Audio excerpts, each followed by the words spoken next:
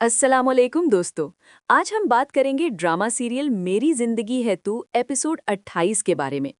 Episode 27 के दुख भरे मोड़ के बाद एपिसोड 28 ने सबको हिलाकर रख दिया है। क्या गालिब और मीनू का रिश्ता हमेशा के लिए खत्म हो चुका है और इस कहानी में आगे क्या होने वाला है? चलिए डिस्कस करते हैं।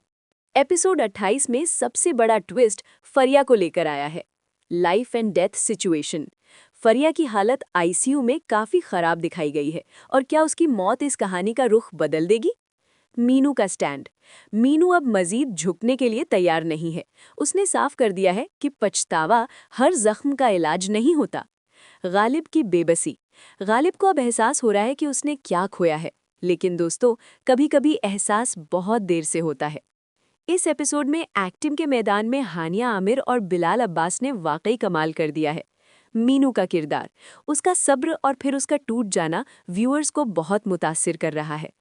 फरिया का ट्विस्ट।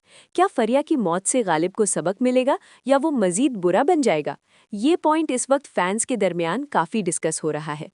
अगले एपिसोड के प्रोमो को देखकर लगता है कि अब इंसाफ का वक्त आ गया है। क्या गालिब मीनू को माफ कर पाएगी? मेरे ख्याल में मीनू का गालिब से दूर हो जाना ही बेहतर एंडिंग होगी। फरिया का अंजाम इस ड्रामा का सबसे बड़ा लेसन बनने वाला है।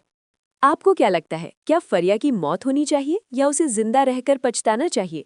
कमेंट सेक्शन में अपनी राय जरूर दें। वीडियो को लाइक करें और चैनल को सब्सक्राइब करना मत भूलिएगा। अल्लाह हाफिज।